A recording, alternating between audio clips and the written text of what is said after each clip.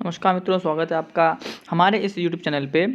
UP TET, C TET and super TET की most important EVS series class 7th is going on चल रही है। आज next chapter है मोशन, जो कि एक बहुत महत्वपूर्ण चैप्टर है।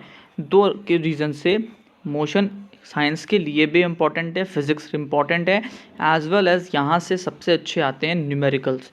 क्योंकि जो न्यूमेरिकल्स हैं सुपर टेट या यूपी टेट तक, वो बहुत हाई लेवल एंड के नहीं आके नॉर्मल एंड के आते हैं। तो देख लेते हैं उनको हम और अच्छे से आज सभी चीज़ों को। चलिए आगे बढ़ते हैं, पहला क्वेश्चन लेते हैं। Nearly all the clock make use of, लगभग सभी जो घड़ियां हैं वो उपयोग करती हैं स्ट्रेट लाइन मोशन का, पीरियोडिक मोशन का, रैंडम मोशन का या फिर सर्कुलर मोशन का। अच्छा क्वेश्चन है। तो लगभग सभी घड़ियां उपयोग करती हैं सीधी रेखा गति का, आवधिक गति का या फिर यादृच्छिक गति का या फिर परिपत्र गति का। तो याद रखिएगा, जितनी भी हमारी क्लॉक्स होती हैं उनका जो भी मोशन होता है उसको हम पीरियोडिक मोशन कहते हैं। Option number B will be correct. आवधिक गति कहते हैं जो हमारी क्लॉक्स यूज़ करती हैं, ना कि सर्कुलर। गड़बड़ मत करिएगा। नेक्स्ट है time period of a simple pendulum depends upon, बहुत मोस्ट इंपॉर्टेंट क्वेश्चन है, याद रखिएगा। एक साधारण लोलक का आवर्त काल इस पर निर्भर करता है, निर्भर किस पर करता है? Weight of the Bob, length, दोनों पर या फिर कोई नहीं, बॉब का वजन, लंबाई, दोनों या फिर इनमें से कोई नहीं। तो याद रखिएगा, हमारी एक बार जिन लोगों को नहीं पता तो हम एक बार दिखा देते हैं by the help of figure, कि मान लेते हैं ये हमारा एक पेंडुलम है, तो जो ये होता है इसको बॉब कहते हैं, याद करिएगा, इसको हम बॉब कहते हैं। और ये होती है लेंथ ऑफ स्ट्रिंग, मतलब जिस पे ये टंगा होता है। तो जो भी टाइम पीरियड है, याद रखिएगा हमेशा, जो टाइम पीरियड है वो लेंथ ऑफ पेंडुलम पे ही डिपेंड करता है। अगर ये लंबा होगा या ये छोटा होगा, ये तार, इसी पर डिपेंड करेगा टाइम पीरियड, बॉब पर, इस गोले पर डिपेंड नहीं करता। Which of the following can not be use for measurement of time, तो निम्नलिखित में से किसका उपयोग समय के मापन के लिए नहीं किया जा सकता? A leaking tap, simple pendulum, shadow of an object during the day और ब्लिंकिंग ऑफ द आइज। एक लीक नल, सरल पेंडुलम, दिन के दौरान किसी वस्तु की छाया या फिर आँखों का झपकना। तो याद रखिएगा, जो ब्लिंकिंग ऑफ आइज़ है उसका यूज़ हम कभी भी किसी भी समय को मापने के लिए नहीं कर सकते, क्योंकि ये बहुत तेज़ और सबकी अलग अलग डिफरेंस के साथ पलकें झपकती हैं, याद रखिएगा। नेक्स्ट लेते हैं, अ बस travels 54 kilometre in 90 minutes the speed of the buses. अब देखिए, इस क्वेश्चन में दो बातें ध्यान रखनी है। सबसे पहली बातें आपको इस क्वेश्चन में देखनी होती यूनिट्स। यूनिट्स क्या दी गई हैं? देखिए, यूनिट जो है मात्रक जिसको हम कहते हैं हिंदी में, तो जो मात्रक है देखिए वो डिस्टेंस का दिया गया है किलोमीटर, एक बात, और जो टाइम का दिया गया है मिनट। देख रहे हैं आप लोग, किलोमीटर और जो हमको टाइम दिया है मिनट में है। आंसर देखेंगे अब हम मीटर पर सेकंड में, किस में आ रहा है? मीटर पर सेकंड में, मतलब टाइम को भी मीटर में कन्वर्ट, डिस्टेंस को भी मीटर में कन्वर्ट करना है और टाइम को भी मीटर में ही कन्वर्ट करना है। जबकि हमको क्वेश्चन में सभी चीज़ें कैसी दी गई हैं? हमको सभी क्वेश्चन जो चीज़ें दी गई हैं वो उल्टी, दैट इज़ किलोमीटर में या फिर मिनट्स में दी गई हैं। तो सबसे पहले हम कन्वर्ट कर लेते हैं, किसको?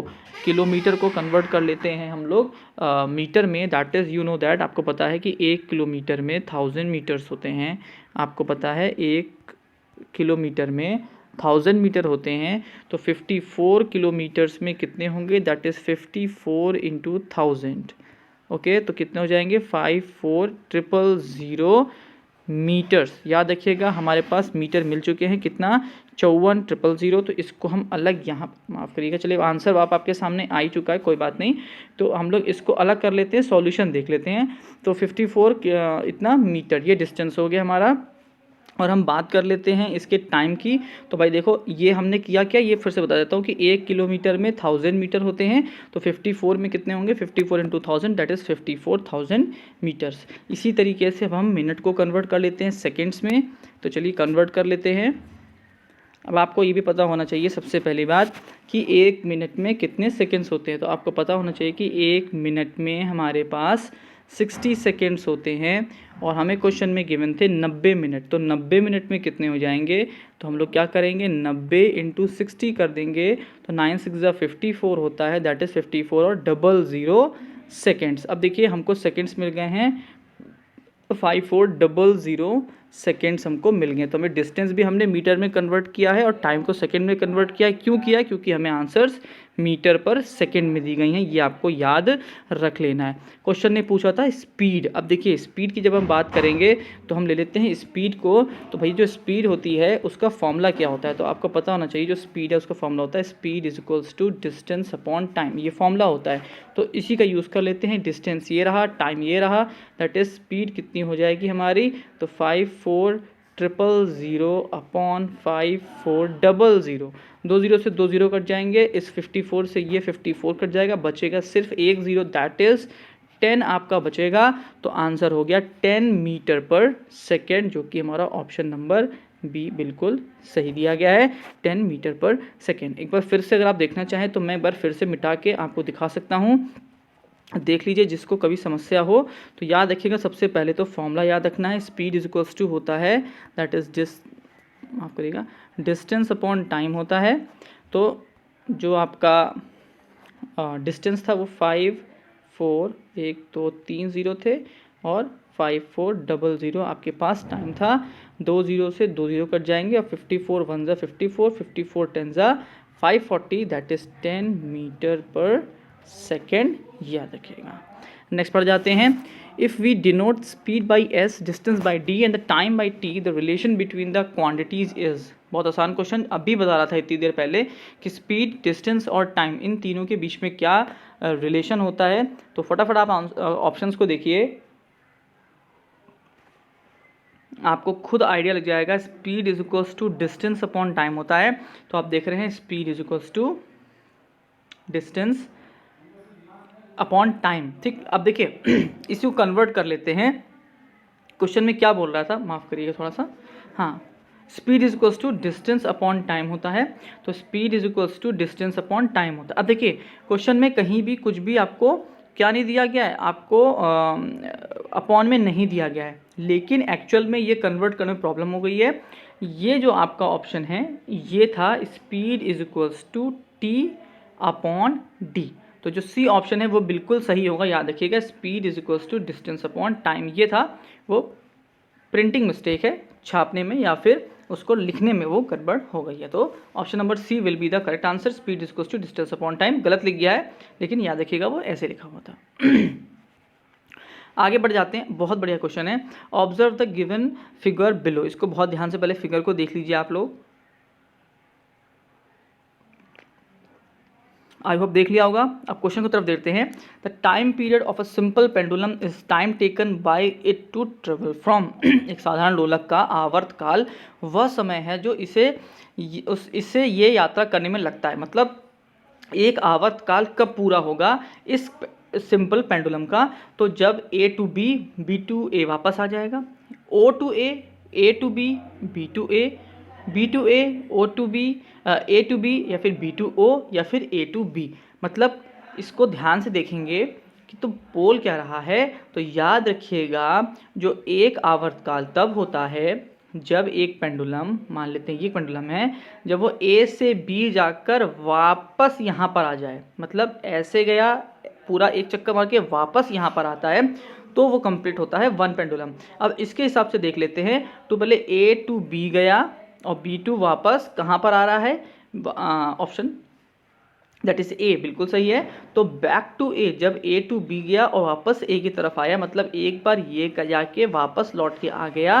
तो एक सिंपल पेंडुलम का एक पूरा टाइम पीरियड कंप्लीट होता है। याद रखिएगा, फिर से बता दे रहा हूँ मैं आप लोगों को, क्या ए टू बी गए और वापस ए पर आ गए, तो देखिए सीधी सीधी बात है, एक पूरा कंप्लीट होते ही वन टाइम पीरियड हो जाता है, A to B and back to A. A simple pendulum takes 42 seconds to complete 20 oscillation. What is the time period? बहुत अच्छा क्वेश्चन है। याद रखना है कि टाइम पीरियड का फॉर्मूला क्या होता है, तभी आप ये कर पाएंगे। तो याद रखिएगा जो टाइम पीरियड है उसका फॉर्मूला होता है, उसको मैं यहाँ लिख देता हूँ, मैं टी से यहाँ डिनोट कर रहा हूँ टाइम पीरियड को, याद रखिएगा। टी क्या होता है, जो टाइम पीरियड, जो आवर्तकाल है, उसको हम लोग लिखते हैं कितना टाइम लिया और कितना ऑसिलेशन में उसने लिया। तो time taken upon number of oscillations, याद रखिएगा, टाइम टेकन और नंबर ऑफ ऑसिलेशंस, मतलब जो वे लोलक करता है। तो आपको जो भी ये वैल्यूज़ दी गई हैं इनको फटाफट देख लीजिए। टाइम 42 सेकेंड्स है और ऑसिलेशंस 20 हैं, तो फटाफट आप देख सकते हैं कि 42 ऑसिलेशंस हैं और 20 उसके क्या हैं 42 सेकेंड्स है, माफ़ करिएगा, और 20 ऑसिलेशंस हैं। तो 42 टाइम 20 ऑसिलेशंस सॉल्व कर लेते हैं। तो पहले 2 से जाएगा तो 21 और ये 10 भी था, तो that is 2.1 seconds. Option number 1 will be the correct answer. फॉर्मूले याद रखने पड़ेंगे, फिजिक्स मैथ्स की तरह ही वर्कआउट करता है। अच्छा क्वेश्चन है, बूजो walks to his school which is at a distance of 3 kilometre from his home. भाई घर है, घर से जा रहा है स्कूल, ठीक है, ये मान लेते हैं स्कूल है बड़ा सा। बच्चा जा रहा है, बूजो जिसका नाम है, वो जा रहा है घर से स्कूल, जो कि 3 किलोमीटर दूर पड़ता है घर से स्कूल। और वो टाइम कितना लेता है, तो 30 मिनट का टाइम लेता है, आधे घंटे का टाइम लेता है। On reaching he finds that the school is closed, but school जब पहुंचता दिखता है स्कूल की छुट्टी हो चुकी है। And comes back by the bicycle with his friend and reaches the home in 20 minutes. मतलब बंद है, वापस आता है, तो जाने में उसको लगे थे 30 मिनट और वापसी आने में उसको लग रहे हैं सिर्फ 20 minute. His average speed in kilometre per hour. तो यहाँ देखिएगा, सबसे पहले तो हमको किलोमीटर में और आवर्स में कन्वर्ट करना पड़ेगा। यहाँ पर हमको मिनट में टाइम दिया गया है, तो सबसे पहली काम जो करना है वो तो करना है भाई कन्वर्ट। तो पहले कन्वर्ट कर लेते हैं। तो भाई देखो, आपको पता है कि यहाँ हमको करना है किसको, मिनट को आवर्स में कन्वर्ट करना है। तो 30 मिनट है भाई, ध्यान से देखिएगा कैसे कन्वर्ट करेंगे। तो आपको पता है, इसको हम 60 से डिवाइड कर दें, क्योंकि 1 मिनट में 1 घंटे में 60 मिनट होते हैं। तो आपने इसको जब डिवाइड किया तो ये कितना आ गया, 1/2 आवर्स, मतलब आधा घंटा।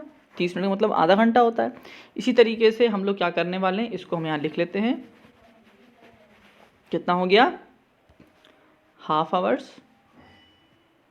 और बात कर लेते हैं इस 20 मिनट की, तो 20 को भी 60 से डिवाइड करते हैं तो कितना आ जाएगा, दैट इज़ 1/3। तो कितने हो गए, 1/2 आवर्स एंड 1/3 आवर्स। इसको याद रखिएगा कि अब 1/2 आवर्स और 1/3 आवर्स का टाइम हमको मिल चुका है। तो क्या करना पड़ेगा, इसको यहाँ लिख लेते हैं, 1.2 आवर्स और 1.3 आवर्स, ये हमें टाइम मिल गया है, ठीक है। क्वेश्चन ने बोला है आपको निकालना क्या है, ध्यान दो, average speed in kilometre per hour. Average speed, अब एवरेज स्पीड का फॉर्मूला क्या है, देखिए भाई, ये याद रख लीजिएगा। एवरेज स्पीड का फॉर्मूला, 2 फॉर्मूलेज होते हैं। एक होता है जब डिस्टेंस डिफरेंट हो और जब डिस्टेंस सेम हो। इस बात को जरा समझ लेते हैं हम लोग थोड़ा सा पीछे आकर, ठीक है, यहाँ पे आके समझ लेते हैं कि दोनों फॉर्मूलेज क्या हैं। भाई फटाफट देख लेते हैं फॉर्मूलेज। तो देखो, अगर डिस्टेंस सेम है, जैसे डिस्टेंस सेम मतलब क्या हुआ, देखो बच्चा घर से स्कूल गया और स्कूल से घर आया, भाई डिस्टेंस 3 किलोमीटर हर बार रहेगी, 3 इधर भी रहेगी 3 इधर भी रहेगी, तो यहाँ पर क्या हो गया, डिस्टेंस बिल्कुल आपका सेम है।